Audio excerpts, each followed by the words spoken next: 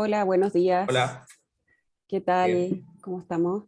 Les doy la bien, bien, gracias. bienvenida. Les pido por favor que me ayuden a ir silenciando los micrófonos, apagando las camaritas. Tenemos una charla bien concurrida hoy día, así que les pido que nos ayuden con eso para asegurar la calidad de la conexión. Em, Tenemos hoy un seminario súper interesante. Siempre que somos capaces de contactar a gente de afuera, nos enriquece aquí el diálogo. Hoy día nos acompaña Gonzalo Muth, que es gerente comercial de Pasiva. Ellos son asesores de eficiencia energética con mucha experiencia en certificación, así que por eso les pedimos que nos acompañara hoy. Hola Gonzalo, Hola Karina, gracias por la invitación. Hola a todos. ¿qué tal? De parte de ANGO nos acompañará hoy Raúl Benimeli, él es jefe de línea de aire aplicado. Hola Raulito. Hola, un gusto verlos a todos ustedes. Tal como dijo Karina, hoy tenemos una charla que es un poco diferente, ya que estamos participando junto con Gonzalo, que él se va a llevar el grueso de la presentación, así que por favor pónganle harta atención. Yo voy a cerrar con un tema relacionado con equipamiento que cumple con lo relacionado con la certificación CES. Así que, Karenita, dale la bienvenida y el paso nomás a Gonzalo, porque es más larga esta que habitualmente. Ok, bueno, muy cortito para los que no saben de qué se trata esta certificación. La certificación CES o certificación de edificio sustentable nos permite evaluar y certificar el comportamiento ambiental de los edificios de uso público en Chile. ¿Ya? Estamos hablando de edificios que tienen una carga de ocupación mayor de 100 personas y no, son edificios existentes como nuevos de administración pública o administración privada. ¿Ya? Hay que cumplir una serie de variables, requerimientos obligatorios, requerimientos voluntarios. Bueno, aquí Gonzalo nos va a explicar un poco más en detalle de eso, junto a una presentación de quién es pasiva, y además nos va a mostrar algún ejemplo de certificación. Y vamos a terminar con Raúl, que nos va a hablar sobre equipamiento de la gama Eco eh, de Chile Correcto. específicamente. ¿Ya? Le hago el pase a Gonzalo. Comencemos nomás. Gracias. Perfecto, Karina, muchas gracias. Bueno, como decía la presentación de Karina, hoy vamos a estar hablando de vamos a estar haciendo una presentación bastante introductoria a lo que es la certificación de edificio sustentable. Esta no es una certificación nueva, sino que ya tiene sus años. Viene desde el 2015, ya tiene su trayectoria, está bastante asentada en lo que es los edificios, o sea, está orientado a los edificios públicos, no necesariamente de administración pública, pero sí como más de acceso público, básicamente todo lo que no sea vivienda. Bien. Bueno, y vamos a estar haciendo el repaso de la certificación.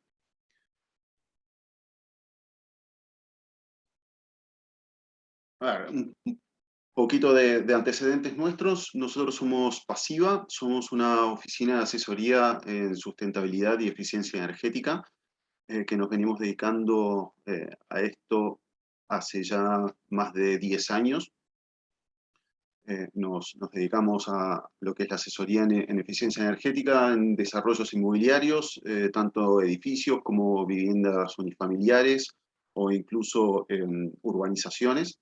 Nos dedicamos mucho también a las certificaciones, ya sean nacionales o internacionales, como LEED o, EDGE, por ejemplo, las certificaciones que están disponibles. Y básicamente para este tipo de charlas, a mí siempre me gusta empezar con una definición de qué es básicamente la arquitectura sustentable, para que todos estemos más o menos alineados y hablando de lo mismo. Y la arquitectura sustentable es, por definición, la capacidad de un proyecto de atender las necesidades actuales de habitabilidad en espacios domésticos, de trabajo e infraestructura en general, sin comprometer las próximas generaciones a atender sus propias necesidades futuras. Esta frase engloba bastantes cosas y generalmente todo lo que engloba esta frase, que podemos hablar de calidad de ambiente interior, podemos hablar de materiales, de energía, energía renovable, de ahorro de energía, con conceptos distintos. Uno es tratar de reducir lo que un edificio necesita para llegar a determinado nivel de confort, y otra cosa es lo que termina gastando, que es un poco a lo que vamos a estar orientando la charla desde la óptica de la certificación de edificio sustentable. Hoy en Chile encontramos un abanico bastante grande de certificaciones, de las cuales encontramos algunas nacionales y otras internacionales. De las internacionales obviamente están prácticamente todas disponibles, salvo aquellas que son exclusivamente de uso propio de cada uno de los países. Pero en general tenemos una buena variedad de certificaciones y con distintos objetivos cada una de ellas. Podemos encontrar algunas que las llamamos multicriterio y otras que son monocriterio. Las que son multicriterio son aquellas que eh, abarcan un abanico bastante grande de temas relacionados, relacionados a la sustentabilidad, como puede ser el ahorro de energía, el ahorro de agua, justamente la calidad del ambiente interior, toda la parte de materiales, ya sea pues, materiales contaminantes o el manejo de residuos de construcción y demolición, también el manejo de residuos durante la operación del edificio, la ubicación del edificio con respecto a la trama urbana y los servicios urbanos que ofrece la ciudad, transporte, por ejemplo, todo ese tipo de cosas que van en la línea de la sustentabilidad. Entonces, por eso se llaman multicriterios. Tienen muchos criterios para abordar dentro de las temáticas de sustentabilidad. Y aquellas que son monocriterio son las que abordan un solo criterio, como puede ser, por ejemplo, Passive House, que aborda el ahorro de energía para climatización, ¿bien? O dentro de las nacionales, la calificación energética de vivienda, que también lo que hace es medir el consumo energético exclusivamente de las viviendas. Es el tipo de programa arquitectónico que se enfoca. Dentro de las internacionales, la más conocida es LEED, ¿bien? Es una de las que tiene mayor trayectoria, junto con BREEAM, que no está aquí incluida, no es muy común acá, pero se podría haber incluido. También son certificaciones multicriterio que vienen ya desde los años 90 prácticamente, ya tienen su buena trayectoria a nivel internacional con miles, cientos de miles de proyectos certificados.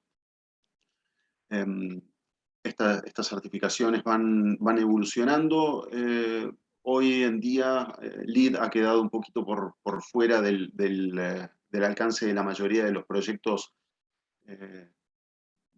digamos, más comunes por sus niveles de exigencia que va adquiriendo a lo largo de las distintas versiones que tiene, lo cual está bien en alguna forma, porque va elevando la vara de la calidad de la construcción y, bueno, el mercado es el que se tiene que ir acoplando si es que quiere ofrecer un producto de excelencia.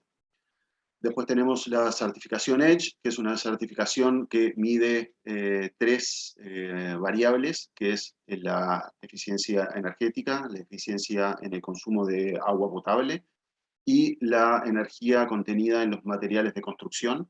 Esta es una certificación relativamente nueva, que está pensada para los países en vías de desarrollo que están empezando con este tipo de certificaciones y con este tipo de criterios de construcción. Passive House, como les comenté, solamente mide el consumo de energía para calefacción. Es una certificación alemana, súper exigente, que está pensada para países con climas bastante extremos. Después tenemos otras 2 certificaciones que van en otro camino, de los cuales no estamos muy acostumbrados, porque generalmente asociamos a este tipo de certificaciones sobre todo la parte de ahorro de energía. Pero WELL y Fitwel son 2 certificaciones que se centran básicamente en lo que es la calidad del ambiente interior y poder otorgar un ambiente saludable a los, habitantes, digamos, de los proyectos. Cada una tiene sus diferentes tipos de requerimientos y exigencias, pero ambas van en esa línea y son súper buenas como para complementar proyectos que tengan otras certificaciones. Por ejemplo, un proyecto que sea LEED, que va bastante por el lado de la eficiencia energética y eficiencia en el consumo de recursos, se puede complementar con esta otra certificación que va orientada 100% a lo que es el bienestar humano. Y después dentro de las nacionales tenemos la calificación energética de vivienda, que hoy en día ya es ley para todas las viviendas que saquen permiso de edificación a partir de febrero del año que viene, si no me equivoco. Todas deben, al momento de entregar sus unidades, la inmobiliaria va a tener que entregar la calificación de la unidad que se está comprando obligatoriamente. Bien. No es una certificación o una calificación que exija determinado rendimiento. Bien. Básicamente esto, para que lo asocien con algo rápido, es como los electrodomésticos que tienen las flechitas de A, B, C, D, es básicamente el mismo código para poder tener una fácil lectura.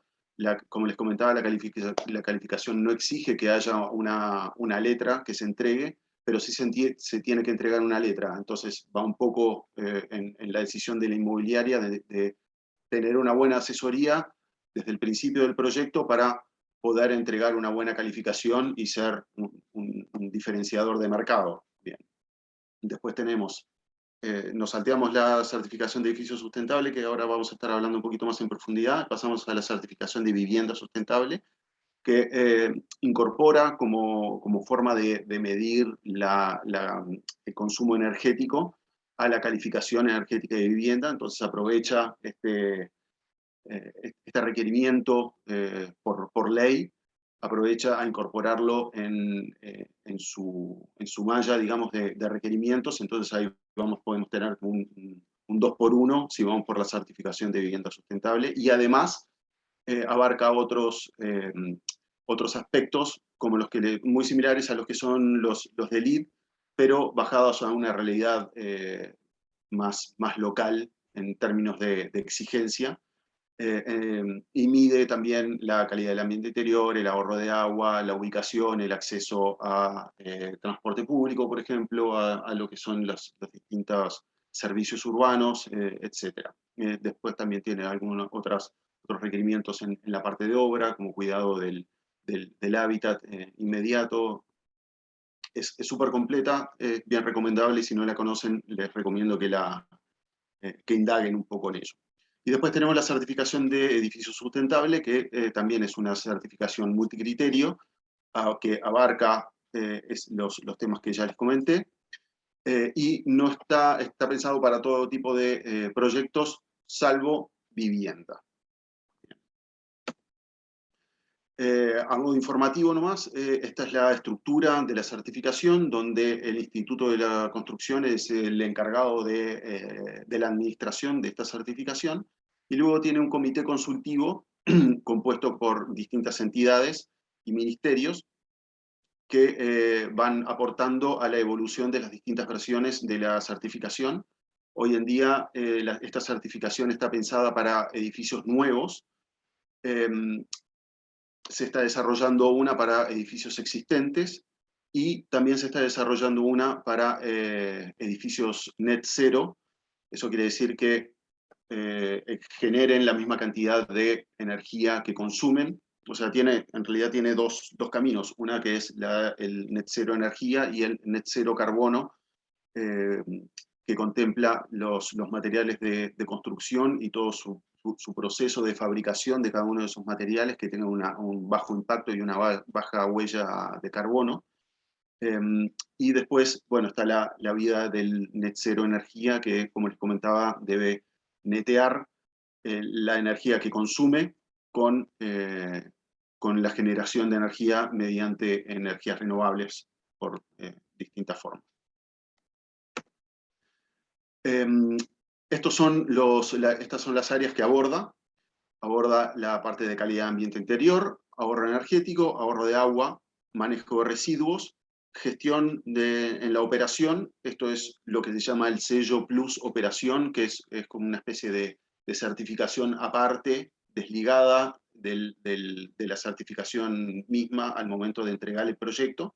Esto es una segunda certificación que valida el correcto funcionamiento del edificio a lo largo de su vida útil y se va renovando cada 5 años.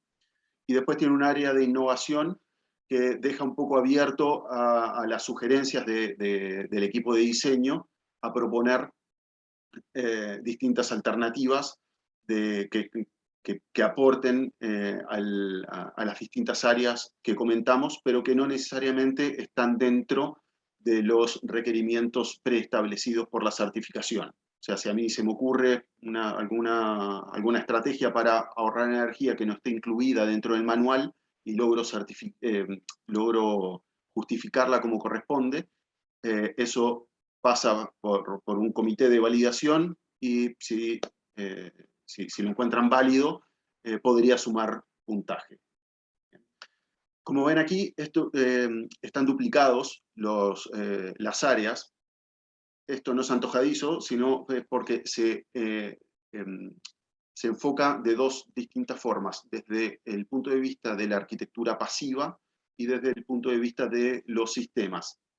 La forma más fácil de ilustrar esto es viendo la parte de energía, donde desde el punto de vista de la arquitectura pasiva y desde el diseño arquitectónico, nosotros tenemos que ser capaces de reducir la cantidad de energía que consume el edificio para llegar a determinadas condiciones de confort. Bien. Y luego, una vez que nosotros le agregamos sistemas de climatización, por ejemplo, de iluminación, ahí también tenemos un puntaje adicional para, en caso, digamos, que vayamos reduciendo el consumo de energía justamente para llegar a esos niveles de confort preestablecidos. Y todas las categorías tienen este mismo criterio. Fue bastante interesante, no conozco una certificación que tenga esto como tan marcado. Bastante innovador desde ese punto de vista. Así es como se distribuye el puntaje. Bien. El gráfico de la derecha es el que el que se refiere a todos los requerimientos desde el punto de vista pasivo, digamos, o desde el punto de vista arquitectónico, que del total del puntaje se lleva un 65,5%, y tenemos el gráfico de la izquierda, que representa la cantidad de puntos en cada una de las áreas que ya revisamos, desde el punto de vista de los sistemas activos que consumen efectivamente energía. Esta certificación tiene una estructura bastante parecida al del resto de las certificaciones internacionales, que es por medio de puntaje.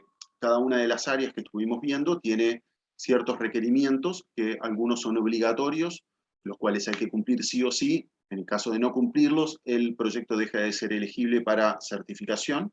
Y luego tenemos una serie de requerimientos voluntarios, que son los que nos van a ir dando puntaje, y a medida que vamos sumando puntaje, vamos a ir logrando distintos niveles de certificación.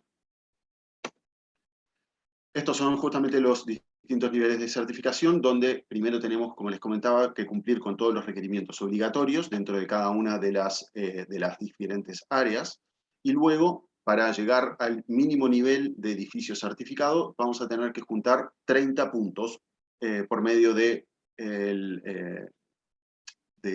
ir completando, digamos, los requerimientos voluntarios. A partir de los 54,5 puntos, llegamos al nivel de certificación destacada, y a partir de los 69,5 puntos llegamos a la certificación sobresaliente y ahí llegamos hasta llegar al total de 100 puntos. ¿Cómo es el proceso de certificación? Básicamente, una vez que elegimos que nuestro proyecto va a cruzar el camino de la certificación, es muy recomendable seleccionar un profesional acreditado, CES. Bien, esto no es obligatorio, pero sí es muy recomendable por un tema de experiencia y de conocimiento.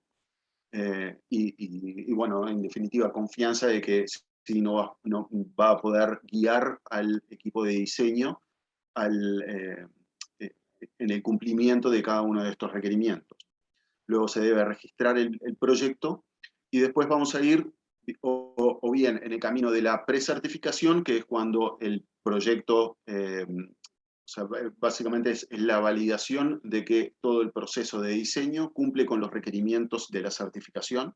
Para esto es muy recomendable empezar en etapas muy tempranas del proyecto para no tener que estar rehaciendo proyectos de especialidades, por ejemplo, que no estén alineados con los requerimientos de la certificación. Una vez que se termina el proceso de diseño, se junta toda la documentación que valida y que demuestra que todos los requerimientos de la certificación se dan por cumplidos, y se pasa a la entidad evaluadora, que es la responsable en revisar ese cumplimiento. Si eso está ok y no hay ninguna observación, el proyecto se precertifica. Luego, una vez que empezamos la construcción, tenemos que pasar por el proceso de la certificación, que es un proceso similar, pero con la validación de todos los requerimientos y que básicamente todo lo que nosotros dijimos en la etapa de diseño efectivamente se vaya cumpliendo en la etapa de obra. Para eso hay que hacer un seguimiento de obra, donde se tiene que ir haciendo un registro de cada una de las estrategias, dando cumplimiento a cada una de ellas. Una vez que termina la etapa de obra, se junta toda esa documentación, nuevamente se pasa esa documentación a la entidad evaluadora. Si no hay ninguna observación, el proyecto termina certificado. Y luego tenemos la opción, esto no es obligatorio, sino que es simplemente una opción, de pasar al sello Plus Operación, que es el que yo les comentaba, que era una certificación aparte de lo que vimos recién, que es básicamente que va validando todo que el edificio funciona de manera correcta. ¿Y cómo hacemos eso? Primero se tiene que firmar un compromiso por parte del administrador del edificio, que se compromete a enviar toda la información requerida para que se vaya validando este sello. Después se hace un primer informe de autodiagnóstico, que esto define la línea base donde se establecen todos los consumos, y luego se va haciendo un informe anual, también de autodiagnóstico. Esto quiere decir que es el mismo propietario el que va haciendo este informe, no hay una entidad externa, donde se van registrando todos los consumos a lo largo del año, y esto después pasa a la entidad evaluadora, que revisa el proyecto y lo va validando cada 5 años. ¿Bien? Esta es la distribución de la cantidad de proyectos de CES, de Certificación de Edificios Sustentables, a lo largo de Chile. Bueno, ahí vemos los proyectos que están en desarrollo, los que están precertificados, los certificados, los que tienen sello Plus, que como ven no son tantos los que han optado por esta vía, y los registrados finalmente, que es la línea continua. Este gráfico es del 2021, si no me equivoco, así que está súper actualizado, y generalmente se ha dado que la mayoría de los proyectos se han volcado al sur, digamos, a las regiones más al sur. Esto es porque la certificación ha tenido un gran impacto en los edificios de administración pública, y últimamente se ha hecho una inversión bastante grande en infraestructura, sobre todo en la Araucanía, en temas de por ejemplo, colegios, estaciones de bomberos, estaciones de buses, en general que nos ha tocado mucho certificar por nuestra parte. Entonces, un poco por eso es que se da esa diferencia. Ahora, ¿por qué certificarse? Y esto no solamente va hacia el... No se refiere necesariamente solamente a la certificación de edificios sustentables, sino que esto lo podemos tomar como válido para cualquier certificación. ¿Por qué certificarse? Simplemente porque una certificación permite verificar por una tercera parte el cumplimiento de condiciones y parámetros predefinidos, que el mandante declare los atributos de sus edificios diferenciándose de otros o de su competencia, disminuir las asimetrías de información entre proveedores y usuarios, permitiendo a estos últimos distinguir desde la calidad y finalmente poder tomar una decisión informada de acuerdo a los resultados válidos de la certificación que haya arrojado ese edificio particularmente. Básicamente, esto significa no entrar en autodeclaraciones. Nosotros podemos ver seguido que o nos encontramos con carteles de obra o de promoción de distintos proyectos donde se dice que es un ecoproyecto o un proyecto sustentable, un proyecto eficiente y demás, pero sin decir de por qué o en qué se basa, o que tiene un ahorro de un X%. Perfecto, pero ¿según quién? Entonces, ese tipo de cosas son las que evita una certificación reconocida. Eso nos da a nosotros como consumidores y como compradores de un inmueble, sea cual sea, la seguridad de que ese proyecto y ese edificio está funcionando o va a funcionar bajo determinados estándares. En realidad fue diseñado bajo determinados estándares y que nosotros podemos esperar un rendimiento de determinadas características y que no pasa simplemente por una autodeclaración del promotor del proyecto, que es el principal interesado en querer venderlo. Entonces, vamos específicamente al ejemplo de lo que sería un proceso de cumplimiento de los requerimientos de energía. El área de energía tiene varios enfoques. Hoy vamos a estar viendo el requerimiento 5 desde el punto de vista de la arquitectura pasiva y desde el punto de vista de la arquitectura, de los sistemas. Esto es desde la arquitectura, el objetivo es reducir la cantidad de energía que va a necesitar nuestro proyecto para llegar a determinado nivel de confort, y después, pasando a las instalaciones, tratar de disminuir lo máximo posible el consumo de estos sistemas de climatización por medio de equipos eficientes. Entonces, vamos a agarrar como ejemplo un proyecto que certificamos en nuestra oficina, que es el edificio portuario de San Antonio. Esto obviamente queda en San Antonio, como lugar, como zona climática, digamos. Y acá empezamos con el requerimiento de ahorro de demanda en el crédito número 5 de energía desde el punto de vista de la arquitectura pasiva. ¿Cómo se hace esto? Finalmente vamos a estar comparando dos proyectos, uno lo que llamamos el proyecto base y luego el proyecto propuesto, que es el que en definitiva vamos a estar construyendo, por medio de una comparación. O sea, estos dos proyectos después van a ser sometidos a un programa, digamos, que nos calcula cuál es el consumo de energía bajo determinadas características, sobre todo envolvente y de sistemas instalados. Y ahí vamos a comparar uno y otro, y el resultado va a ser el porcentaje de ahorro que vamos a tener en nuestro proyecto. Entonces, de esta manera tenemos que definir cuál es el caso base.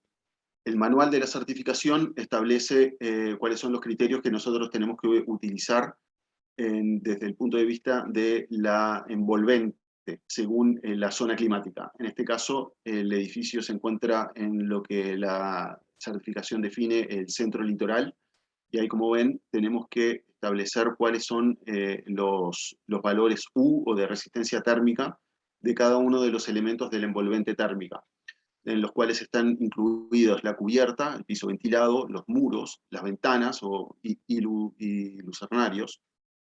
Y después también nos establece el factor de sombra de las aberturas. Así también nos predefine cuáles son los consumos de distintos sistemas y cuáles son las características que tienen que tener, por ejemplo, toda la parte de iluminación, las cargas térmicas, la ocupación, los horarios de uso, en caso que no los tengamos. Si es que los tenemos, podemos usar los reales, pero eso se tiene que mantener en ambos casos. Después, una vez que se carga toda esta información al modelo energético, tenemos que, la certificación nos pide que hagamos un análisis de este mismo edificio rotado en las 4 orientaciones, ¿bien?, a partir de la orientación original que tiene el proyecto. Entonces, partimos de la rotación 0, donde se sacan las demandas de refrigeración, de calefacción, de iluminación, y además esa barra amarilla la que ven, eso es la ganancia térmica por ventanas. Esto es la incidencia de la radiación solar. Después influye en la elección, por ejemplo, de cristales o de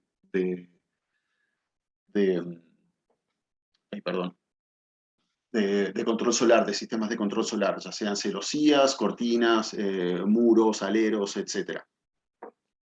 Entonces ahí vamos rotando nuestro edificio en 90 grados hasta llegar a los 270, y posteriormente se hace un promedio de todas estas rotaciones, y ahí sacamos la distribución de las demandas, en este caso. Después pasamos a lo que es el caso propuesto, que acá, bueno, esto en definitiva es lo que termina siendo el resultado de una asesoría de optimización de envolvente térmica, en este caso, donde llegamos a los valores U de cada uno de los elementos de la envolvente térmica en los muros perimetrales, según el tipo de materialidad. En este caso tenemos 2 tipos de muros, uno era de hormigón armado y otros eran tabiques. Distintos tipos de cubierta podemos tener, también entramos en la optimización de cada una de ellas, pisos ventilados, por supuesto, y las ventanas, con su marco también considerado, tecnología de cristales, etc. Hacemos lo mismo, pero en este caso, como es el edificio propuesto, vamos a sacar solamente el resultado de la orientación real que va a tener nuestro proyecto. En este caso también lo que se hace es sacar todos los resultados en materia de refrigeración, calefacción e iluminación. Estos son los resultados finales del proyecto en términos de demanda. Y después se hace el comparativo entre el caso de referencia y el caso propuesto, donde en este caso sacamos logramos un 28% de ahorro. Y si nos vamos acá a esta tablita, esta es la tabla de puntaje de este crédito, donde si nos vamos a nuestra zona climática, que era el centro litoral, vemos que entramos en la categoría de muy bueno, porque sacamos por sobre el 20% de ahorro, y esto nos significó un puntaje de 18 puntos, el máximo puntaje en este caso. Ahí termina lo que sería el cumplimiento del requerimiento de ahorro de demanda de energía para desde el punto de vista, digamos, de la arquitectura pasiva. Ahora nos vamos al consumo, o sea, directamente. ¿Cuánto es que vamos a consumir para poder llegar a determinadas temperaturas de confort? El proceso es muy similar, ¿bien?, donde vamos a establecer y vamos a definir un caso base. vamos a establecer los mismos valores U o de resistencia térmica de cada uno de los elementos de la envolvente térmica. Vamos a repetir también los mismos valores de cargas de ocupación, horarios de uso, etc. Todo esto lo vamos a ir cargando a nuestro programa, a nuestro modelo.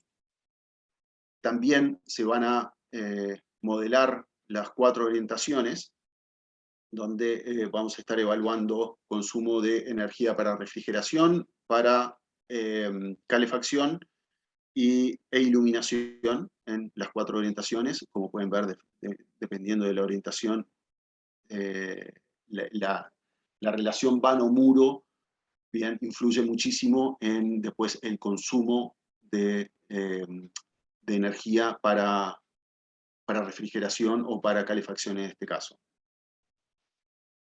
Mismo criterio de llegar a un promedio del caso de referencia entre las 4 orientaciones, donde se saca el consumo total, considerando la iluminación interior, la calefacción, refrigeración. Aquí también ingresamos el consumo de agua caliente sanitaria y las cargas de proceso, que esto generalmente queda, no se toca, porque esto es los consumos de los enchufes y otro tipo de equipamiento que no deberían variar entre el caso propuesto y el caso base.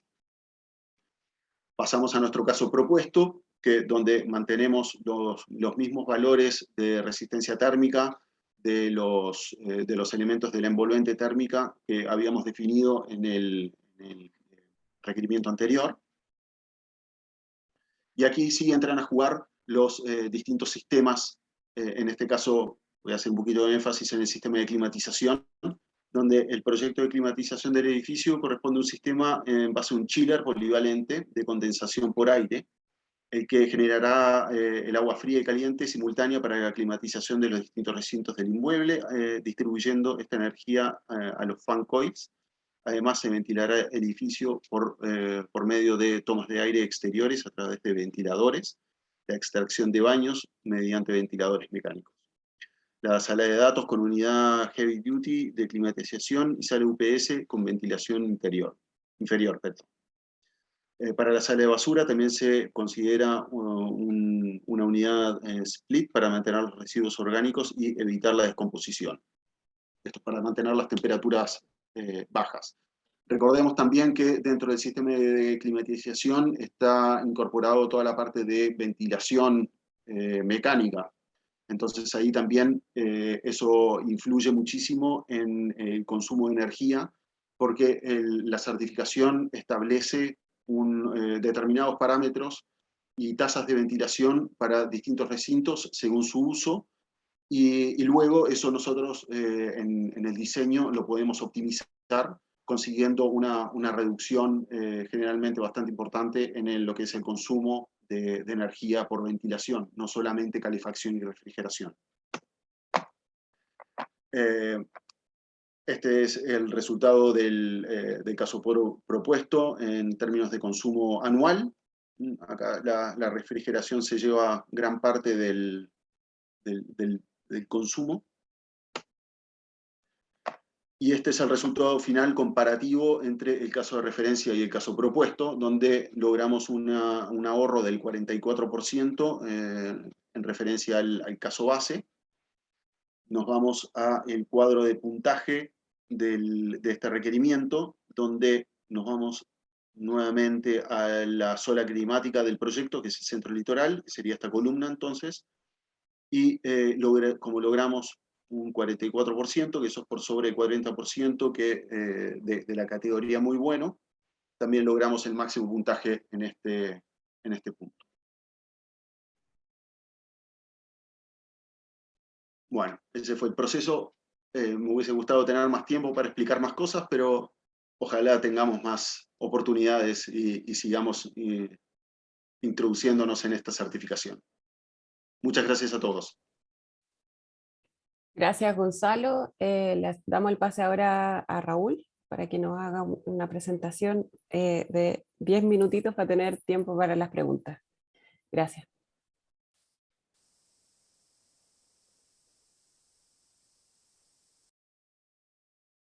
Ok. ¿Se ve, Karina? Sí, se ve perfecto. Antes que todo, gracias ahí a Gonzalo por su charla. La idea de hacer esta presentación de Gonzalo y la parte que me corresponde a mí es como un poquito enganchar en el sentido de todo lo que él mostró en el sentido de la reducción de los consumos activos fundamentalmente en el área de clima, y llevarlo hacia una cosa práctica en el sentido de mostrar el equipamiento que nosotros podemos entregar para cumplir con los créditos que hacen de que un edificio sea certificado sustentablemente. Entonces,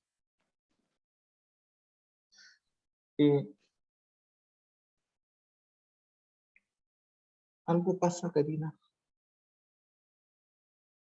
Sí, ¿con qué? ¿Qué te puedo ayudar? A ver, aquí.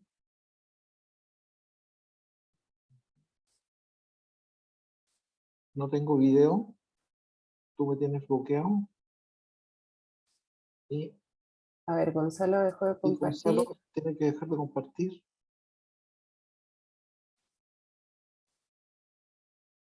Sí, yo te tengo autorizado para compartir Ahí pantalla sí, al menos. ahora sí. Ahí está. Bien, Ahora sí. se ve bien. Bien. Entonces, para esto nosotros vamos a mostrar la tecnología de los chiles de bombas de calor de nuestra representada italiana Ross, en que ellos están trabajando desde hace mucho tiempo en la cresta de la ola en lo que se refiere a las regulaciones y tecnologías que imperan en el mercado europeo.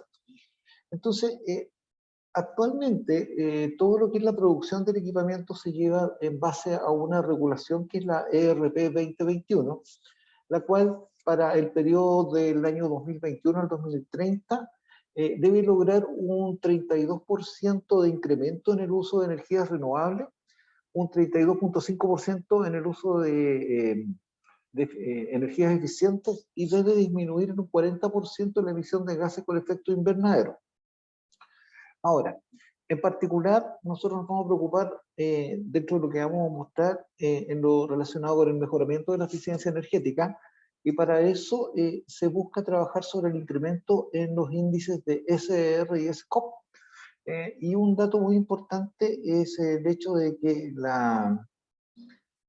en base a esta nueva regulación, los índices de eficiencia estacionarios, por decirlo de alguna forma, que son el EER y el COP, ya no van a ser más utilizados dentro de lo que es las mediciones de consumo de energía. Se va a trabajar solamente con eficiencias estacionales, como son el SER para frío y el SCOP para calor.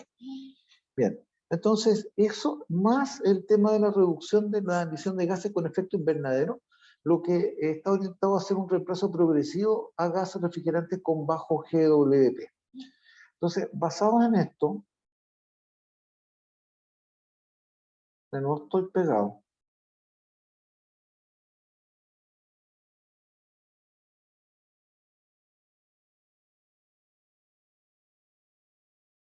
Ya, ahora sí. Bien, para eso se definieron una serie de tiers o etapas en las cuales primero para el tema del manejo de la eficiencia energética, se definieron pasos en lo que es el mejoramiento en la parte de calor, que partieron en el año 2015 para finalizar el año 2018, mientras que en la parte de frío, el primer paso se dio con la ERP 2018 y hoy día estamos en la fase de la ERP 2021. ¿Qué significa eso llevado a números?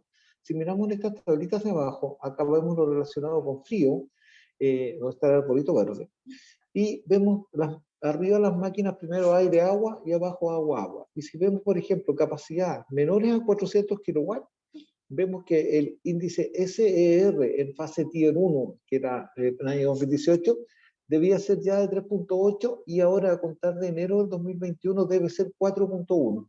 Entonces empiezan a haber incrementos fuertes en todo lo que son los índices de eficiencia que son exigibles hoy día en la Comunidad Europea.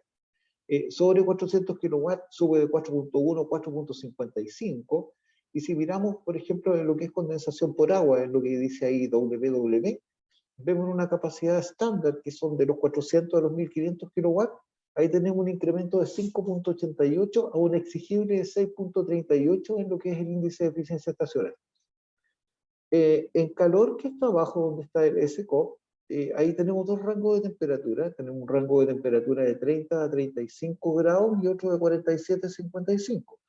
Eso es porque 30 a 35 se utiliza para hacer climatización eficiente a baja temperatura, y el 47-55 más que todo se usa para la generación de agua sanitaria.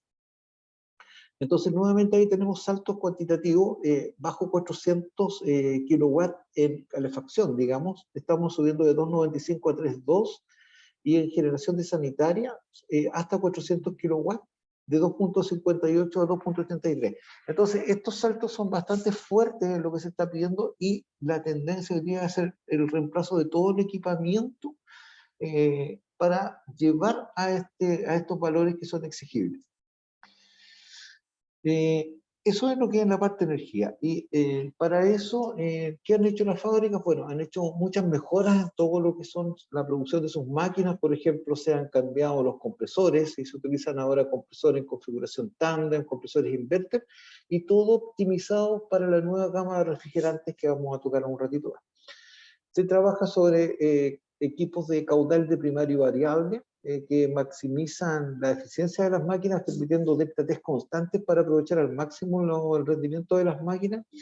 Se mejoran los ventiladores con velocidades variables, y fundamentalmente se hizo un trabajo muy fuerte en el software que maneja todo el funcionamiento de las máquinas. Entonces, se optimizaron todas las variables para tener un mejor rendimiento por software asociado a todas las mejoras en el hardware, por decirlo de alguna forma, que es el equipamiento de refrigeración. Entonces, con eso mejoramos energía.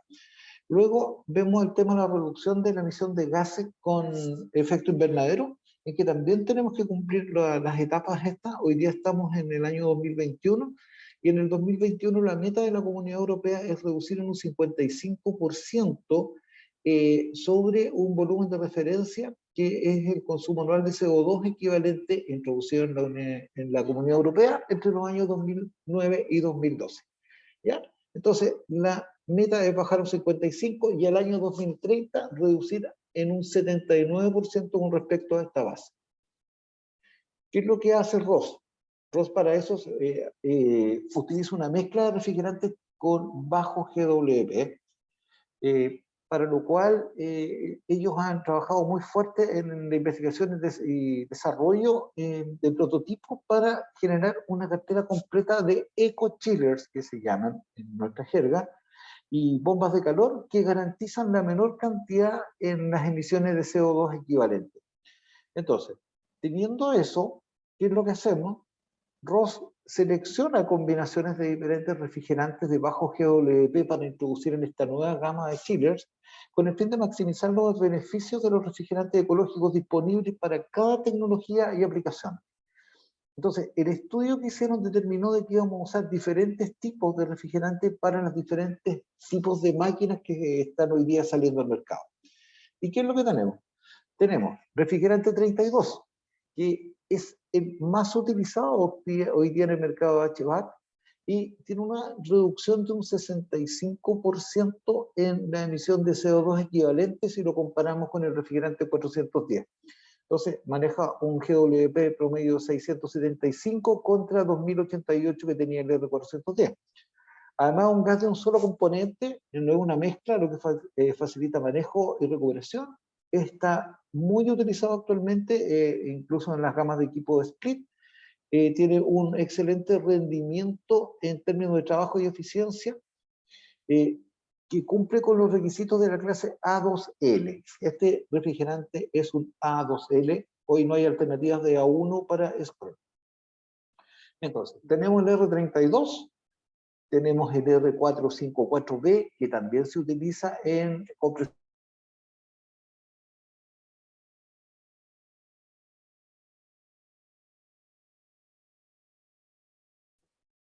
Raúl, no te escuchamos.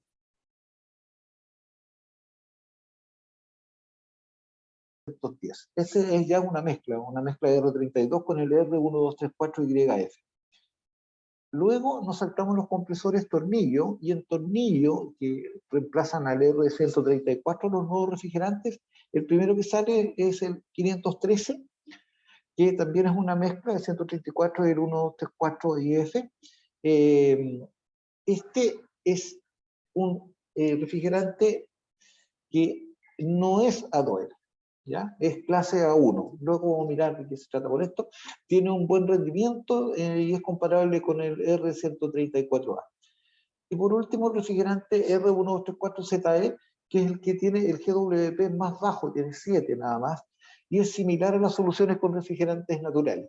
Ya es un HFO, es una solución a largo plazo con muy bajo GWP, es un A2L, y es una alternativa válida y competitiva para fluidos naturales tóxicos y explosivos, por ejemplo, amoníaco y propano. Entonces, estos son los 4 refrigerantes que nos propone ROS para hacer el reemplazo de los refrigerantes de antigua generación. ¿Cómo se clasifican los gases? Haciendo una cosa muy rápida. Los gases, en base a la normativa que está descrita aquí arriba, los podemos clasificar por su grado de toxicidad, por su grado de inflamabilidad.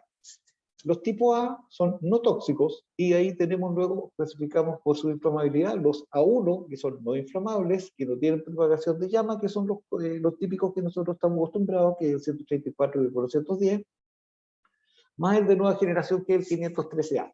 Luego tenemos los A2L, que son baja inflamabilidad y es inflamable con una velocidad de combustión inferior a 10 centímetros por segundo. Y ahí están los de nueva generación que se utilizan actualmente, 454B, 32 y el 1234ZE. Luego tenemos los A2, que son inflamabilidad media, los A3, que son alta inflamabilidad, como el R290, que es el propano. Y en tóxicos, bueno, ahí clasificamos los con B, no inflamable, la misma cosa. O sea, hoy día nosotros, en los gases de nueva generación, en su mayoría estamos trabajando con A2L. Pero A2L, ya, metemos gas, y el gas no significa meter susto, digamos, porque vamos a tener problemas de inflamabilidad. Entonces, definamos un poquito qué es un A2L. El A2L es una nueva categoría que incluye refrigerantes no tóxicos, A, y poco inflamables, 2L. Su peligro es limitado porque los A2L son inflamables solo dentro de un rango específico de temperatura y concentración, y además tienen una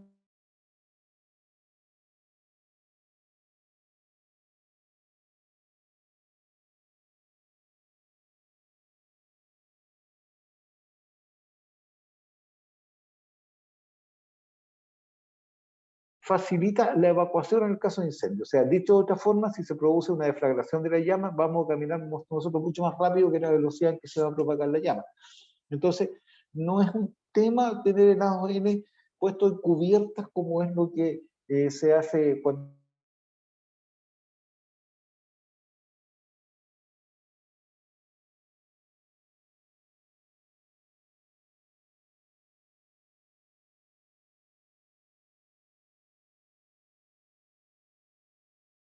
es un gas puro, es más fácil de reciclar, mayor eficiencia energética, un 10% más comparativamente con el R410, y además, como es ecológico, está grabado con menos impuestos que el 410. Por lo tanto, mantenimiento también va a ser más barato cuando ya esté completamente masificado, por supuesto.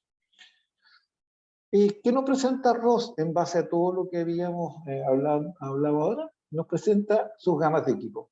En las gamas de equipos pequeñitos tenemos en R32 capacidades que van desde los 4 kW en la gama Alexa hasta los 152 kW en la gama EasyPack Eco. Todas estas máquinas son con compresores de scroll y trabajan con refrigerante 32. Luego vemos lo que son las máquinas que ya son de un tamaño más grande. Tenemos la WindPower Eco, la WindPack Eco XP y la WindPower Eco EXP. Todo lo que dice XP son máquinas polivalentes, que son las que están instaladas en el ejemplo que nos dio Gonzalo hace un rato atrás. Y esta es una máquina que puede ser bomba de calor o solo frío, y estas están en R454B. Máquinas más grandes, 454B, máquinas más pequeñas, R32. Saltamos a las máquinas que son del tipo tornillo condensado por aire, que tenemos rangos que van desde los 329 kW hasta los 1300 kW, y eso puede ser escogido en 513 o en 1234ZE. Y por último tenemos las máquinas condensadas por agua, que tenemos en R513, R1234 y R513 nuevamente, y difieren en sus capacidades y en el uso o no uso de compresores del tipo inverter, que incluso hace que incrementen más los términos de eficiencia del equipo. Ya, Eso corresponde a lo que yo les quería mostrar ahora, así que vamos, en función del tiempo, vamos a dejar ahora con Karina para que coordine todo lo que es el tema de preguntas y respuestas. Bien, gracias, Raúl. A ver, por aquí nos preguntan, Gonzalo, ¿estás por ahí?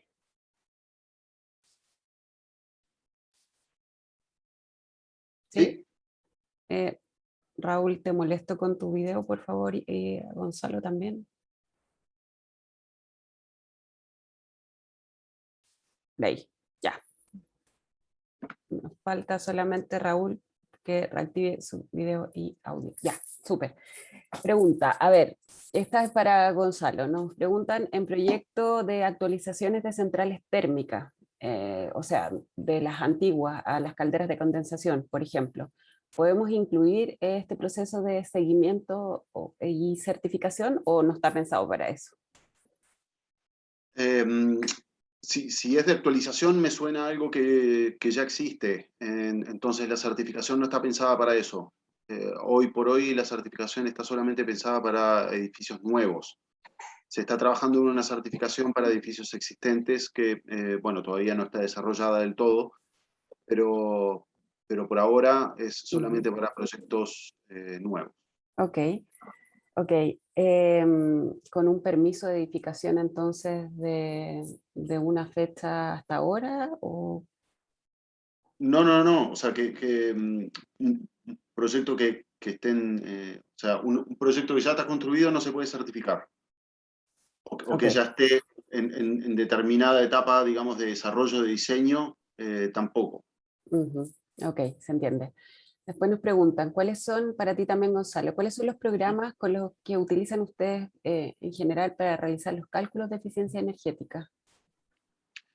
Usamos mucho el Design Builder. Ujú, El ok, Design Builder que generalmente también es el que usamos para certificación LEED. Y bueno, verificar otros tipos de proyectos, no necesariamente bajo algún tipo de certificación. Es súper bueno y abarca muchas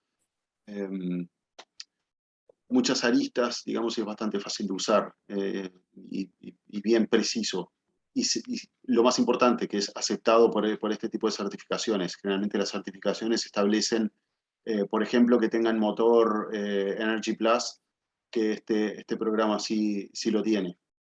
ujú, Entonces, para la parte de eficiencia energética utilizamos el Design Builder, para, por ejemplo, iluminación natural usamos el Ecotec. ok. Acá tengo una pregunta que no sé si va a poder ayudar Raúl o tú, Gonzalo.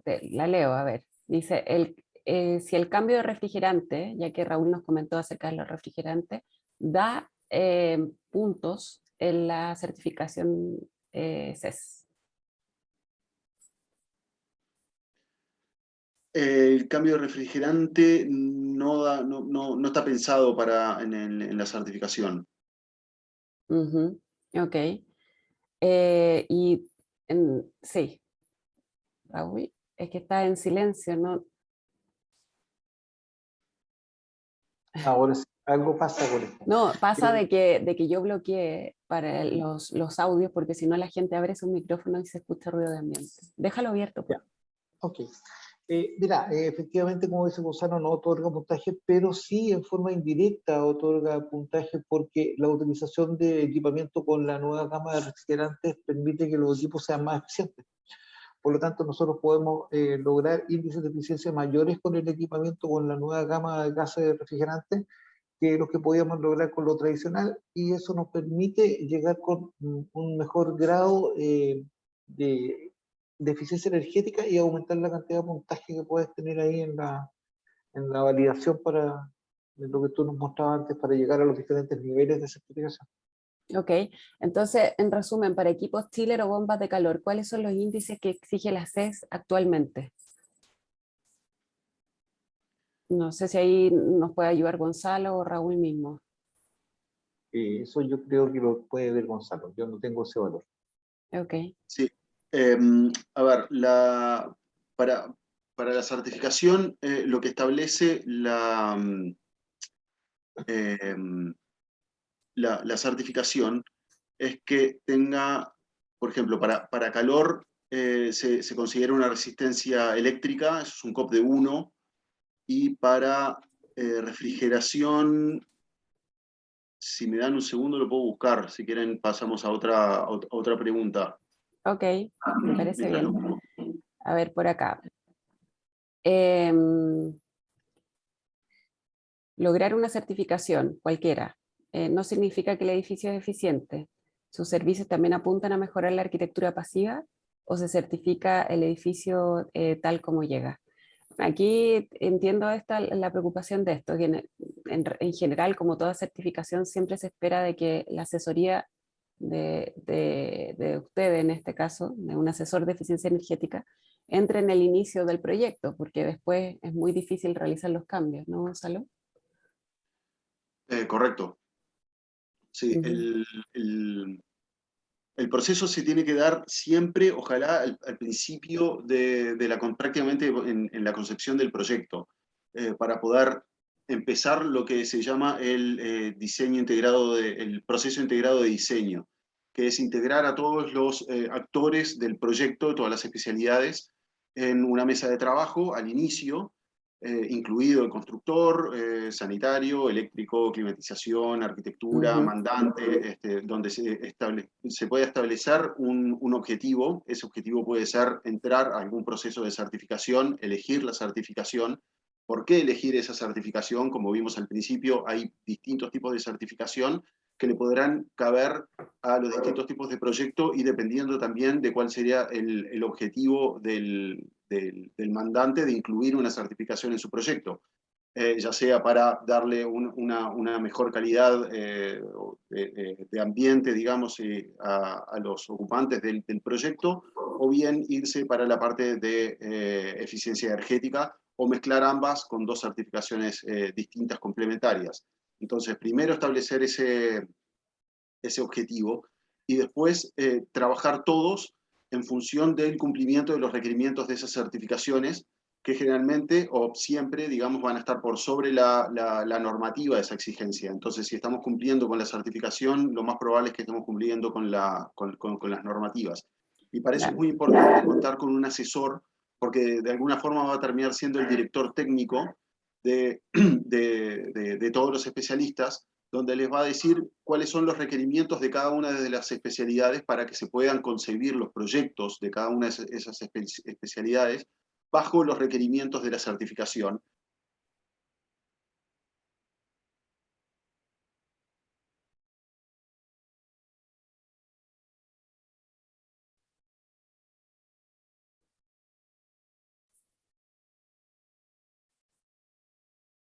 Y tener que hacerlo de vuelta, y con todos los sobrecostos que eso genera.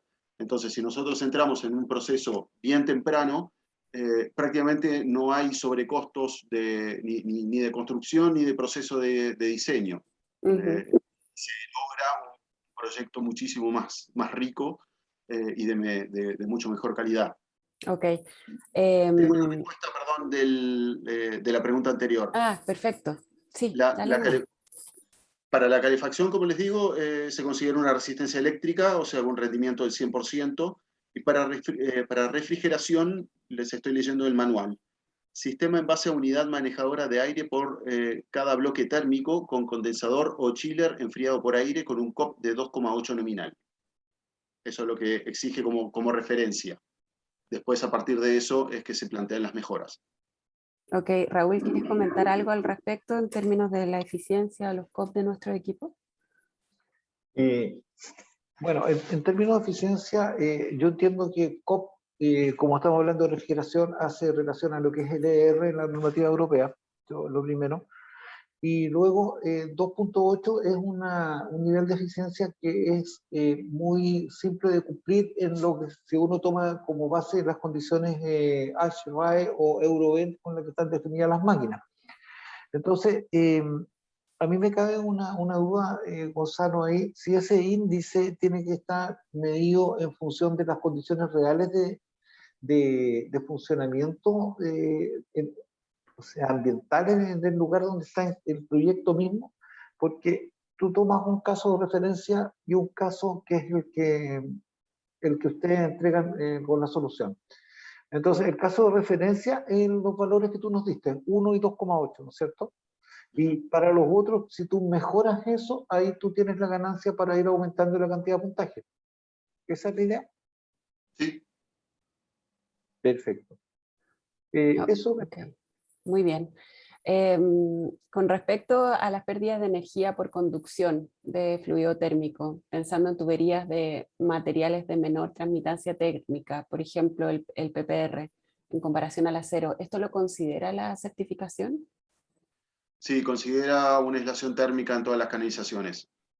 Ok, y obviamente da puntos por tenerla, que son obligatorios o optativos, no sé si nos puede Este creo aclarar que es eso. obligatorio. Entra dentro de la parte de sellos también. No, mentira, ese es otro, es un crédito distinto. Pero sí, o sea, dentro de las especificaciones técnicas uno tiene que especificar la aislación térmica de todos los sistemas, digamos, de conducción de fluido exterior e interior con determinado tipo de aislante, De con su aislante. resistencia térmica, etc. Está todo Ok. especificado eso en el manual, pero sí lo considera. Ujú. Y más allá de la aislación, ¿sabes si se considera la materialidad de las tuberías? No, Ujú. Ok, no, solamente considera la aislación. ok, perfecto. Bueno, acá nos preguntan cuál es el incentivo de ir agregando créditos voluntarios de manera de, de obtener una mejor certificación. Aquí hay atributos que parecen intangibles, pero a la larga son bien tangibles porque sube la plusvalía de la edificación, aumenta la velocidad de venta. Coméntanos un poquito de eso, Gonzalo, por favor. Uf, ¿tenemos 2 horas más? No, no, no, solo 5 minutos, así que lo más breve Dale. No, posible. claro, en ese sentido sí tenés razón. Y bueno, depende un poquito también cuáles son los requerimientos voluntarios que estamos evaluando. Hay algunos que son los obligatorios, que establecen un mínimo de, por ejemplo, de eficiencia energética o de consumo de agua, que si no se llega a ese mínimo, el proyecto queda descartado y no es elegible para certificarse. Y más allá de eso, bueno, es que va otorgando puntos. Más allá del puntaje, obviamente después en la operación del edificio va a ser mucho más barato operarlo, digamos, porque sus consumos van a ser mucho menores, tanto en climatización como en consumo de agua. Después en tasas de ventilación también tiene cierto puntaje a medida que nosotros vamos mejorando el tipo y la calidad de la ventilación, ya sea natural o mecánica. Eso va directamente en la relación de la salud de los ocupantes del edificio, lo que se puede llegar a traducir también en una mejor productividad, si acá estamos hablando de edificios como de uso público, tanto en la parte de educación como de oficinas, por ejemplo, poder estar alerta y poder ser productivo es parte fundamental del funcionamiento del edificio. Si yo tengo un edificio hermético donde no tengo ventilación y con una pésima iluminación natural, digamos, y mala calidad de iluminación artificial, no vamos a rendir ni cerca de lo que podríamos rendir en un proyecto con una buena ventilación, bajas concentraciones de monóxido de carbono, con una buena iluminación natural, sin contrastes, con una iluminación artificial que cumpla con determinados looks y temperatura de iluminación, dependiendo también del tipo de tarea que estamos estamos desarrollando. No es lo mismo un quirófano que una oficina o Exacto. que una sala de venta. Entonces, en ese sentido, hay un abanico súper grande de temas a evaluar, a poner en la balanza, y también, bueno, nos podremos encontrar con problemas técnicos que no podamos llevar a cabo por las características del proyecto, o por un tema de presupuesto, o X tema. Ujú. Pero bueno, la idea de la certificación es poder cumplir con estos obligatorios que establecen un mínimo, pero ese mínimo igualmente está por sobre la media de la calidad de construcción en Chile. Con Así que ahí respecto ya estamos a mejorando. eso, Gonzalo, disculpa que te interrumpa, pero es que la pregunta es pertinente a lo que estás hablando. ¿Hay alguna comparación con respecto a la operación de un edificio certificado de otro que no, o más bien del caso base, que eso sí que me imagino que debe estar, del caso base con respecto a un edificio que supere la certificación de un caso base, por decirlo así? ¿Cuánto vamos Sí, ahorrando? Esa es en sí, definitiva la pregunta.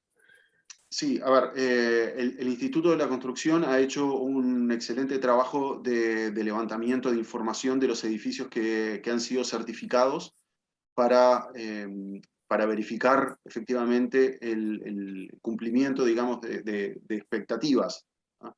Eh, Ahora, la verdad que no tengo a mano números ni estadísticas, pero si les interesa lo pueden consultar directamente con el Instituto de la Construcción, con Hernán Madrid, que es el que está a cargo del instituto en la parte de certificación, y estoy seguro que les puede dar información al respecto.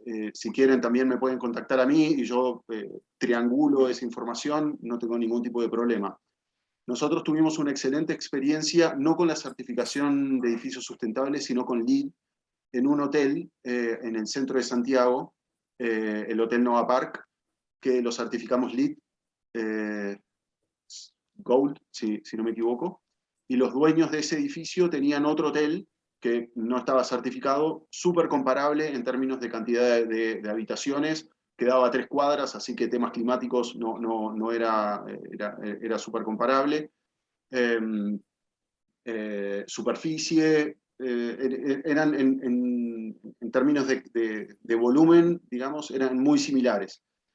Eh, la, la certificación LEED te arroja un resultado de ahorro de energía y ahorro de agua.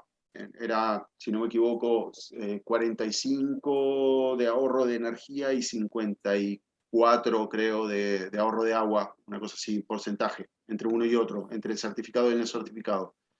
Eso es lo teórico, ¿no? Que es el resultado del comparativo de los dos modelos, como les expliqué en la charla.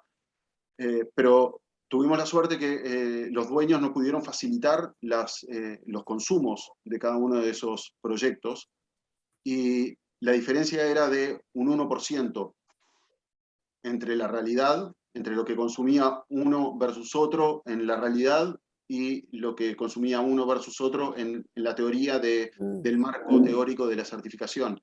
Entonces eso la verdad que fue una excelente experiencia que es muy Sí, claro. difícil de poder tenerla, y que básicamente validó la metodología de la certificación de la manera más real posible, porque lo otro sería construir un edificio, demolerlo y construirlo de vuelta bajo la certificación LEED. Eso sería lo único, lo más exacto, digamos, para hacer, cosa que es imposible, pero esto es lo segundo mejor. Así que nos ganó enteramente la confianza de la certificación. Muy bien. Están también afinados entonces los sistemas de simulación energética. Súper bien afinado, sí. Bueno, Gonzalo, yo quería darle las gracias por acompañarnos hoy día, Raulito también. Vamos a tener otra charla que vamos a entrar más en detalle en lo que son chiller en el mes de octubre, así que aprovecho de dejar los invitados para eso. Ahí vamos a hablar más en detalle. La verdad es que hoy día quisimos dedicarle más tiempo a Gonzalo, que nos mostrara su trabajo, su experiencia y cómo de alguna manera lo que hacemos nosotros, que desde la perspectiva de las instalaciones, cómo nuestras soluciones tienen cabida y son valoradas dentro de las certificaciones. Ese era un poco el sentido de traerles esta charla hoy día. Les agradezco un montón. Yo les compartí ahí en el chat los mails, tanto de Gonzalo como de Raúl. Y les cuento que esta charla ha sido grabada y va a quedar colgada en el sitio de Anguo Concept, yo creo que a partir de mañana con seguridad. Eso, pues muchas gracias. Le dejo la palabra a Gonzalo primero y después a Raúl para que puedan despedirse. Gracias. Bueno, muchas gracias, Karina, por la invitación. Muchas gracias a Anguo. Espero que haya sido ilustrativo, les haya servido a todos los participantes, que fueron bastantes. Queda mi correo ahí en el chat por cualquier otra consulta que tengan. Y bueno, a las órdenes por lo que necesiten. Sí, yo no agradecer a Gonzalo su participación. Pudimos ver de que hubo muchas preguntas y yo creo que había muchas más que no pudieron Sí, ser respondidas por falta de exacto, tiempo. exacto. Entonces eso nos dice de que este tema tiene que prender fuerte, y ahí estamos nosotros como ANGO en conjunto con Gonzalo, dispuestos a atender todo lo que son las preguntas que ustedes tienen y trabajar en conjunto para lograr de que hayan más edificios con esta certificación, porque en el fondo es ahorro para todos y es mejor bienestar para los usuarios. Así que les agradezco a todos nuevamente su asistencia, estuvo muy buena, como dice Karina, y estamos viéndonos en octubre, que ahí también vamos a hacer una presentación combinada que la va a hacer directamente Fábrica. Fábrica va a estar haciendo la presentación de las nuevas gamas de productos, así que los dejo cordialmente invitados para esa oportunidad. Gracias. Bien, gracias a todos. Que tengan buen fin de semana. Adiós. Chao.